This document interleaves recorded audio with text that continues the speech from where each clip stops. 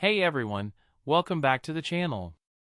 If you're new here, don't forget to hit that subscribe button and turn on notifications so you never miss an update.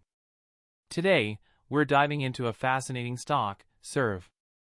I'll be breaking down everything you need to know about SERV stock, from its recent performance to what you can expect moving forward. Let's get started. First up, let's talk about SERV as a company. SERV, officially known as company full name, operates in the industry/sector. The company is known for brief description of what the company does and its market position. Over the past few years, SERV has mentioned any significant achievements, changes, or developments. Now, let's look at SERV's recent performance. As of current date or last financial report, SERV stock is trading at current stock price.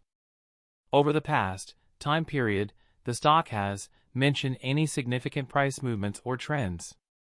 For instance, in the last quarter, SERV stock saw a percentage increase/decrease due to reasons behind the movement, e.g., earnings report, market conditions, news events. When it comes to financial health, SERV has been described the financial health, e.g., showing strong growth, facing challenges. Key financial metrics to look at include revenue, net income, earnings per share, EPS, debt levels. For example, SERV reported mention key financial figures from the latest earnings report.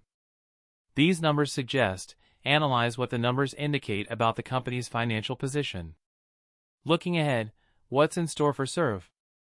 Analysts have been described the general sentiment from analysts and experts, e.g., optimistic, cautious. Factors that could influence SERV's future performance include industry trends, upcoming product launches, regulatory changes.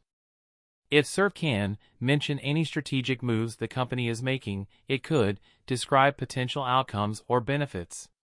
So, is SERV a good investment?